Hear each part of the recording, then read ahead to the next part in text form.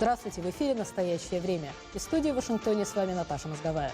Главное в программе сегодня – Крым. Год назад начались события, которые привели к аннексии полуострова Россией.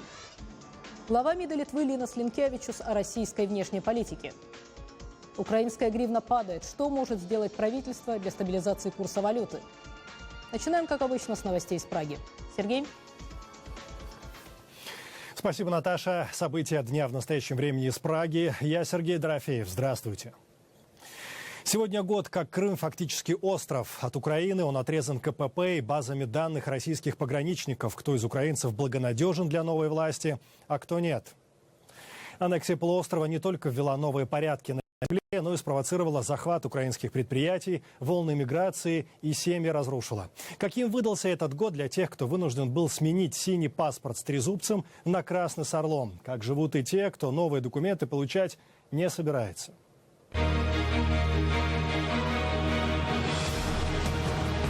В ночь на 27 февраля 2014-го вооруженные группы, потом их Путин назовет вежливыми людьми, захватывают здание Верховного Совета и Совмина Крыма.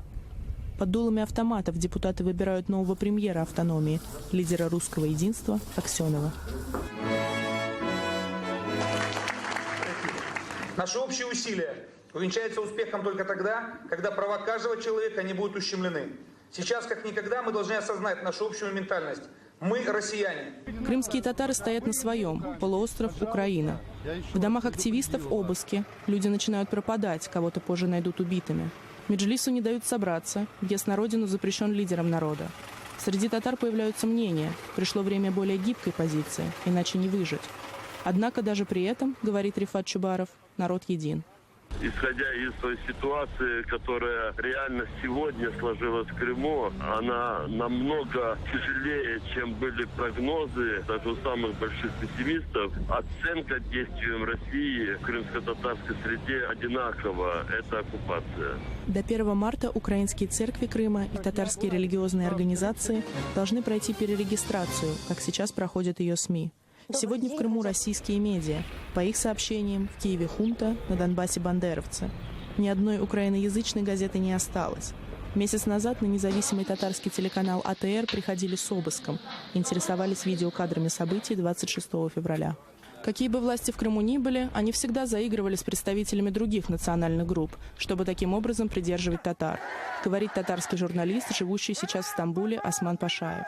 У крымских татар, кроме Крыма, другой территории нет. Диаспоры, которые имеют свои национальные территории, и в большинстве своем имеют свои государства. Люди в худшем случае просто эмигрируют из Крыма на свои исторические родины. Покидать сейчас Крым, это было бы повторение депортации. Одни крымские семьи уехали на материковую Украину, кому ехать некуда, остались. В сентябре их украинские дети пошли уже в другую школу с новыми предметами.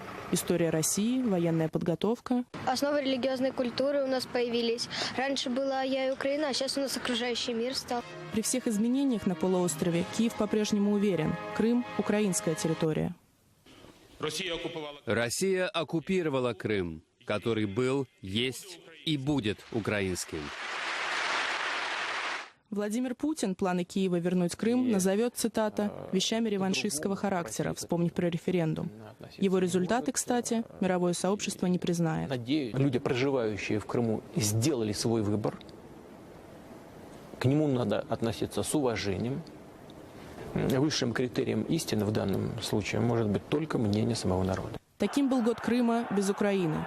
Крыма, о котором на фоне войны на Донбассе вспоминают все реже.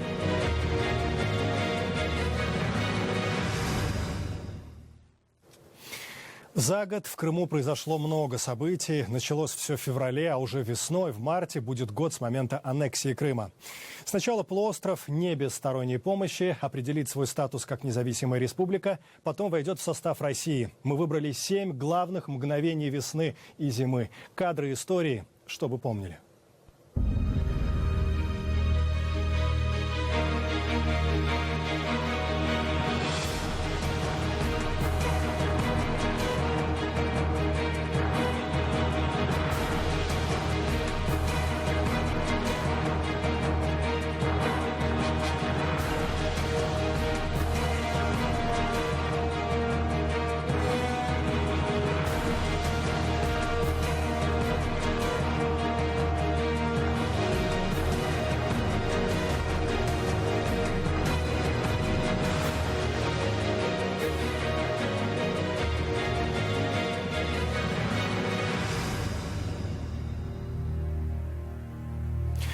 Официальный Киев должен полностью блокировать Крым, не поставлять туда ни продукты, ни свет, ни воду. Это поможет освободить полуостров. Такое мнение в разговоре с Петром Порошенко высказывает Мустафа Джемилев, уполномоченный президента Украины по правам крымских татар. У меня его цитата. «Простые крымчане, которые поддерживают Украину, звонят мне каждый день и сами просят об этом. Они готовы терпеть». Было ли по итогам разговора принято какое-то решение, неизвестно. Это «Настоящее время». И далее у нас эфир из Вашингтона. Евросоюз требует освободить украинскую летчицу, содержащуюся в московской тюрьме, Надежду Савченко. За ее судьбой следят за океаном. Коллеги. Да, Сергей. США выразили глубокую озабоченность решением российского суда продлить срок заключения украинского пилота и депутата Верховной Рады Надежды Савченко на 2,5 месяца. Пресс-секретарь Госдепартамента Джен Псаки назвала обращение Савченко неприемлемым и призвала немедленно освободить ее и других украинских заложников. Госсекретарь США Джон Керри сообщил, что дополнительные санкции против России уже наготове и будут введены, если того потребуют события в Восточной Украине. Глава российского МИДа Сергей Лавров отреагировал. Это является, по его словам, попыткой отвлечь внимание от необходимости выполнения условий соглашений о прекращении огня. Министр иностранных дел Литвы Линас Линкевичус находится на этой неделе с визитом в США. Он побеседовал с нашим корреспондентом Игорем Тихоненко о российской внешней политике. Вы знаете, что становится вот для меня, немножко и удивляюсь, насколько можно дойти до такого немножко цинизма, скажем так, когда все заявления, которые делаются, они в общем-то правильные, если так смотреть. Со стороны? Да, со стороны России, скажем. О суверенном праве государств на выбор, об уважении, скажем, территориальной целостности, суверенности государств, о вреде вот этой пропагандической войны, скажем, инфовойны. Все правильно, только все как-то ставится с ног на голову, или как тут сказать. И это как бы воспринимается как натуральный такой уже словесный такой обмен. Вот это меня удивляет немножко. Удивляет не то, что он происходит, но удивляет, что мы это как бы принимаем как уже само собой разумеющееся. Так вот, пора бы немножко разбудиться и посмотреть на вещи так, как они в настоящее время и находятся. Мы как раз в настоящее время и разговариваем, да? Да, именно так. Хорошо бы применить вот этот прием и по отношению этой пропаганды. Как вы считаете, чего хочет, чего добивается Владимир Путин? Этот хороший вопрос. Я сам иногда думаю, ну что можно экономически, это вообще путь в никуда все-таки. И обваливается экономика, валюта, инвестиции. Вот сейчас рейтинг, да, кредитовый тоже до дна уже дошел. Это перспективы, значит, нет для развития экономики, нет инвестиций и желания делать как раз, чтобы делать как бы такой атмосферу, чтобы можно было в рынке международном завоевать какие-то позиции. Этого всего нет. И нет признаков, что это будет, да? В моральном плане, культурном тоже большие проблемы. Скажем, если в прошлом говорилось об каком-то там славянском единстве, это можно понять. Сейчас трудно об этом говорить после того, что сделали с украинцами. Но сейчас говорится про русский мир. Но это уже немножко смахивает на национализм, а может и не немножко, поскольку если бы эту мысль развить, то россияне живут во многих местах в мире, если их станут защищать, иногда даже без просьбы защитить, но это же не нужно. Это тоже будет большая суматоха. И вообще перечеркивание границ в Европе в 21 веке – это глупость. США и Украина могут эффективно сотрудничать в самом широком спектре вопросов. Как сделать такое взаимодействие реальностью? Свои идеи в Вашингтоне представила делегация Верховной Рады. Подробности в репортаже Фатимы Тлисовой и Андрея Дегтярева. Украинская делегация привезла в США конкретные планы сотрудничества и рекомендации американскому правительству и бизнесу. Депутаты Верховной Рады провели ряд встреч в Конгрессе, а в среду представили свои идеи на конференции в Вашингтонском национальном демократическом институте. Один из главнейших вопросов – сможет ли Украина добиться энергетической независимости от России? Президент Центра глобальных исследований Михаил Гончар уверен, что да, и в достаточно короткие сроки, но не без помощи США, которые должны сконцентрировать свое внимание на следующих направлениях. Нужна более тесная кооперация по созданию энергетического союза в формате Европейского Союза, с тем, чтобы формат будущего энергетического союза включал также энергетическое сообщество, членом которого является Украина, и ряд других стран, таких Молдова, Грузия и страны Западных Балкан. Иллюстрируя проблемы безопасности, с которыми сталкивается новое правительство в Киеве, депутат Рады Алексей Скрипник напомнил об истории с телефонным звонком Владимира Жириновского министру внутренних дел Украины Арсену Авакову. Жириновский звонил с защищенной линии правительственной связи Украины, сказал законодатель.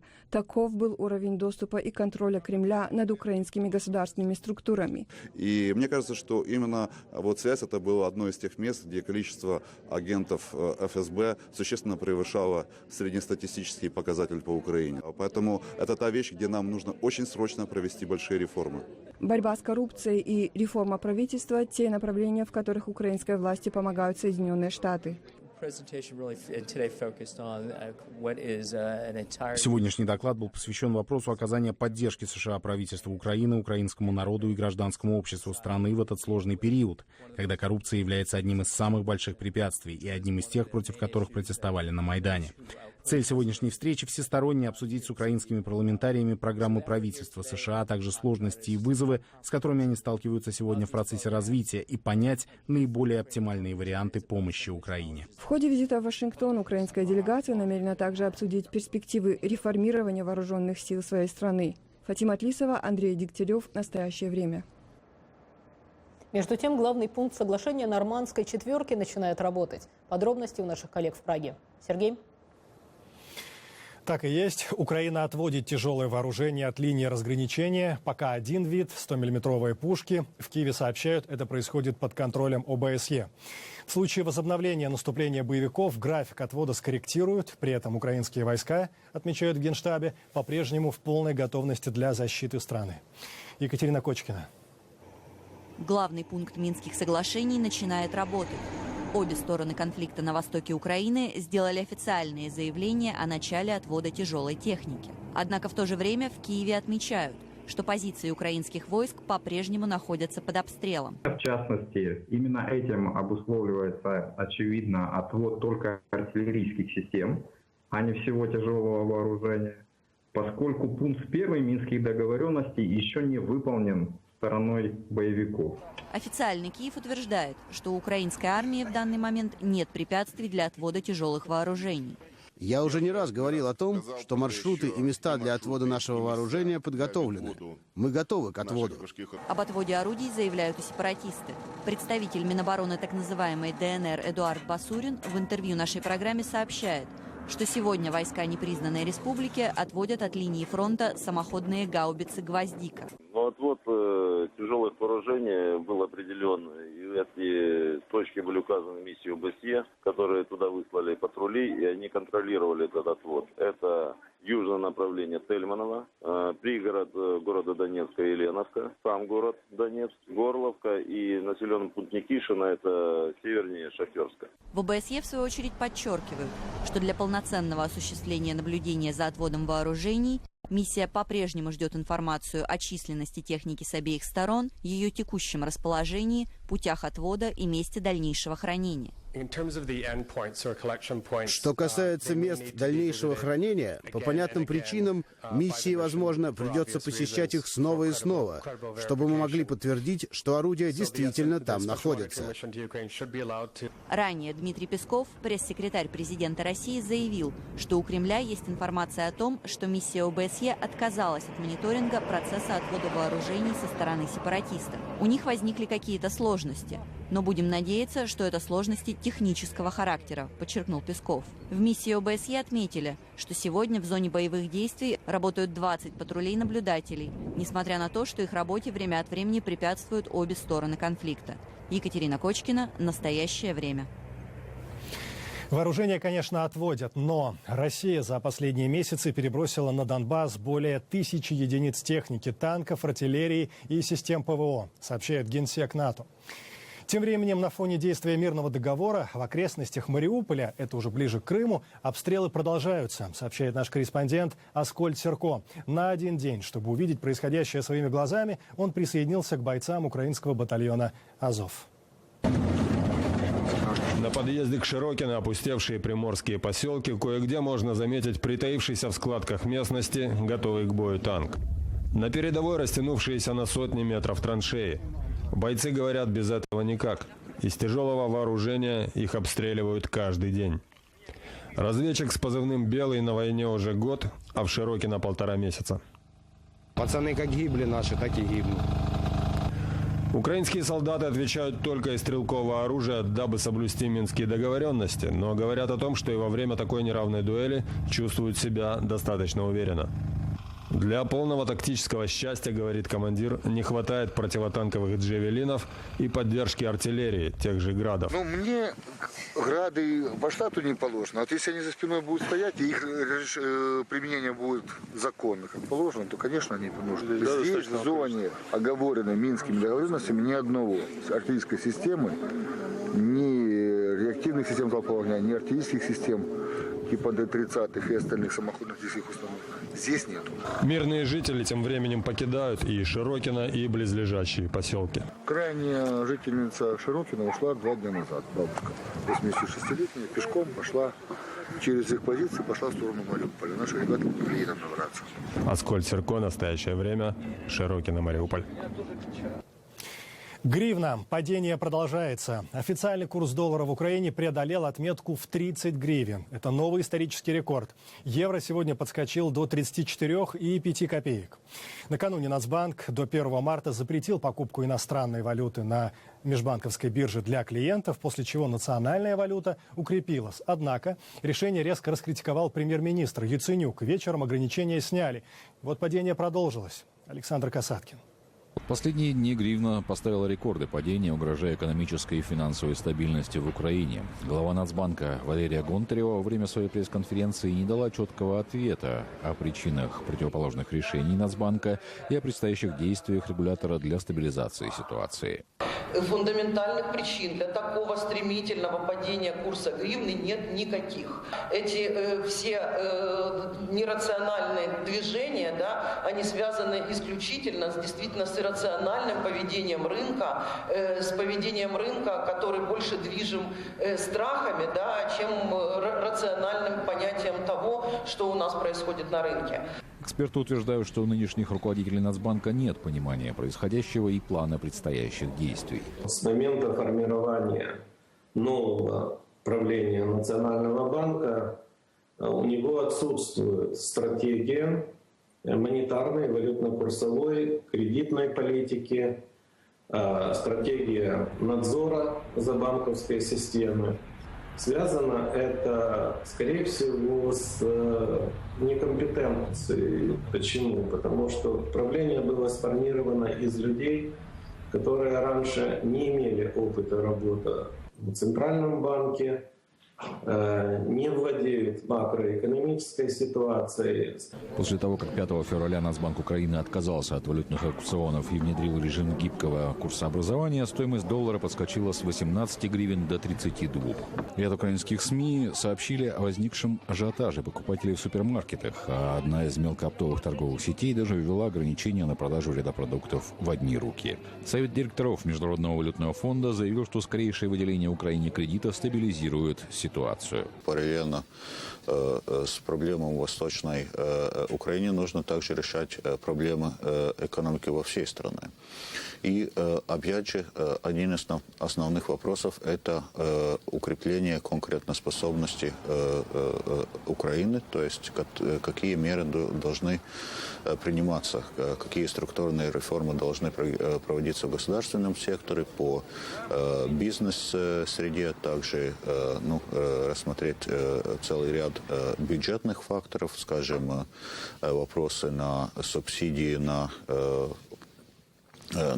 энергии, на фосильной энергии, где Украина еще до кризиса тратила порядка 7% от ВВП. Однако экс-заместитель главы Нацбанка Украины говорит, что решение проблем в экономике, и в частности стабилизация курса гривны, лежит в политической плоскости. В Украине все население, уже большинство политических партий требуют усиления значительного, значит, и замен кадрового состава Национального банка и усиления экономического блока Кабинета министров. Премьер-министр Украины Арсений Яценюк также заявил, что категорически недоволен работой Национального банка. Александр Касаткин. Настоящее время. Вновь передаем слово в Вашингтон. Другие темы сегодня. За последние дни около 300 христиан Сирии стали заложниками так называемого исламского государства. При этом, как оказывается, сторонники группировки действуют и в США. Наташа, ждем подробностей. 3 жителя Нью-Йорка, 2 из Узбекистана, 1 из Казахстана обвиняются в пособничестве террористам исламского государства. Абдурасул Журабоев и Ахрор Сайдахметов арестованы в Нью-Йорке за то, что они предположительно намеревались поехать в Сирию и воевать на стороне ИГИЛ. 3-й подозреваемый Аброр Хабибов арестован во Флориде. Его обвиняют в намерении финансировать эту поездку. Накануне 2 арестованных в Нью-Йорке предстали перед федеральным судьей. Наш корреспондент Виктория Купчинецкая была в зале суда. Сейчас она с нами на связи из Нью-Йорка. Вика, скажи, насколько серьезно предъявлены обвинения? Ну, действительно, Наташа, федеральные агенты наблюдали за 3 подозреваемыми на протяжении чуть меньше года и пришли к выводу, что 3 подозреваемых действовали, активно стремились к тому, чтобы поехать в Сирию и присоединиться к исламскому государству. Подозреваемые были очень активны на джихадистском сайте ИГИЛа, который называется khilafatnews.com, и там они помещали заявление о том, что они хотят убить президента Обаму. Они также заявляли, если кто-то даст им оружие, они также заявляли о том, что они хотят убивать федеральных агентов, отбирать у них оружие. Они также собирались угнать самолет и передать этот самолет исламскому государству. Они взаимодействовали с человеком, с администратором вот этого джихадистского сайта и просили у них советов касательно того, как они через Турцию могут перебраться в Сирию и может ли там кто-то из боевиков ИГИЛа там встретить их в Сирии.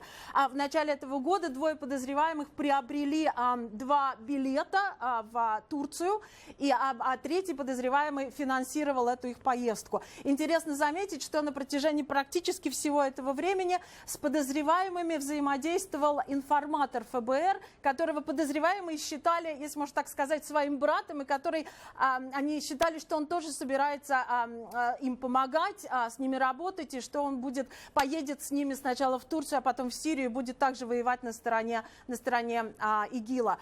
Если их признают виновными в том, что они пытались оказывать содействие террористам, им грозит до 15 лет лишения свободы. Вика, какова была реакция адвокатов на эти обвинения? Накануне судья решила, что им следует назначить бесплатных государственных адвокатов, так как они не могут себе позволить оплачивать услуги частных адвокатов. То есть они были такими скромными бруклинскими иммигрантами. Адвокат одного из подозреваемых, самого молодого, 19-летнего Ахрора Сайдахметова, адвоката зовут Адам Перлматер. После заседания в суде он вышел к прессе, провел пресс-конференцию, и вот что он сказал.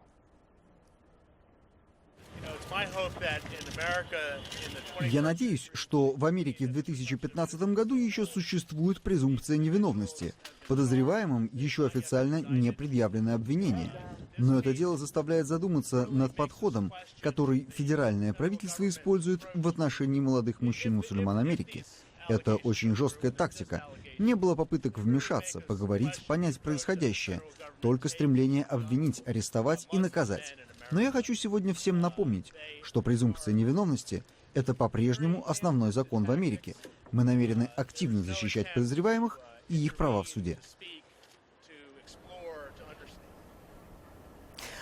То есть, Наташа, у адвоката серьезная проблема с тем, например, что агенты ФБР допрашивали обвиняемых без присутствия адвокатов, а также с тем, что, вот как я уже сказала, с ними работал информатор ФБР и в каком-то смысле, если можно так сказать, подталкивал их к тому, чтобы они стали задумываться и потенциально занимались вот такой экстремистской деятельностью. Но, конечно же, они сами купили эти билеты и действительно заявляли о том, что собираются сражаться на стороне ИГИЛа. Так что, как говорится, суд разберется, и следующее заседание суда назначено на 11 марта. Будем следить за этим. Спасибо. Из Нью-Йорка с нами на связи была наш корреспондент Виктория Купчинецкая. Быть диссидентом – занятие неблагодарное. Несколько лет назад Левада-центр выяснил, например, что всего 9% россиян знают, за что боролся Андрей Сахаров. Истории движения диссидентов в России посвящен документальный проект журналиста Нателлы Болтянской «Параллели. События. Люди». На его презентации в Вашингтоне побывала наш корреспондент Ануша Витисян. самое первое я поеду... Горбаневская, Сахаров, Буковский, Алексеева, Новодворская. Люди, которые осмелились в СССР бороться за реальную свободу слова. Они называли себя диссидентами. Власти считали их отщепенцами. На Западе о них говорили как об узниках совести. Для некоторых режимов как гвоздь в башмаке. Кто они и за что боролись? Согласно данным исследования Всероссийского центра изучения общественного мнения, ответ на этот вопрос не знают 76% опрошенных. Большинство из них – молодые люди. Может ли гражданин заявить своему государству «я не согласен»? В документальном фильме «Параллели. События. Люди» свидетели времени рассказывают о правозащитном движении в СССР. Процесс Даниэля и Синявского в 1965 году. Выход группы демонстрантов на Красную площадь с протестом против ввода советских войск в Чехословакию. Подавление Пражской весны. Автор фильма – журналист Нателла Болтянская. Проект подготовлен при поддержке фонда Андрея Сахарова. На презентации фильма в Институте Кеннона Наталья Болтянская провела параллели между характером возникновения диссидентского движения в СССР и протестного движения в России в последние годы. Диссидентское движение родилось из детей тех, для кого сама мысль о несогласии была смертельной угрозой. Мне очень интересно было движение российского несогласия, потому что оно вылилось из полной аполитичности отечественного населения. Мне кажется, что эти две прямые не могли не пересечься. Съемки фильма проходили в то время, когда Россия была охвачена самыми крупными протестными акциями за последние десятилетия. Стоит ли в протестном движении второй половины 20 века искать истоки современного протеста? Этот вопрос журналист Нателла Болтянская задавала участникам тех событий и свидетелям Болотной. В первой серии фильма Людмила Алексеева говорит, что это те же самые люди. Конечно, это не те же самые люди. Конечно, это люди, отличающиеся поколением интернета, поколением очень быстрой информации. Ведь в период, когда выходило подпольное издание «Хроника текущих событий», новости можно было узнать из этой хроники, из «Голоса Америки», из «Вражьих голосов». В борьбе за права человека в Советском Союзе не последнюю роль играла международная поддержка. Хельсинская группа, международная амнистия, «Голос Америки», пробивающийся сквозь скрежет глушилок, отдельные люди, которых волновала судьба диссидентов. «Голос Америки» и другие голоса, доносившиеся с Запада, сыграли важную роль в борьбе с коммунизмом. Я жил в Москве в те времена и был свидетелем того колоссального влияния. Советские диссиденты — это герои. Они боролись за права человека, за свободу слова. Однако в «Новой России» о героях того времени знают мало, а современную оппозицию называют «пятой колонной». Ануша Витисян, Дмитрий Шахов. Настоящее время. Вашингтон. Наша программа подошла к концу. Спасибо за внимание. Заходите на наш сайт, присоединяйтесь к нам в социальных сетях, дискуссии. Мы благодарим наших коллег из Праги и прощаемся до завтра. А мы благодарим коллег в Вашингтоне, а также всем нашим зрителям также говорим спасибо. Смотрите нас в эфире своих национальных телеканалов. Настоящее время вновь наступит уже завтра. Я Сергей Дорофеев. Всего доброго. До свидания.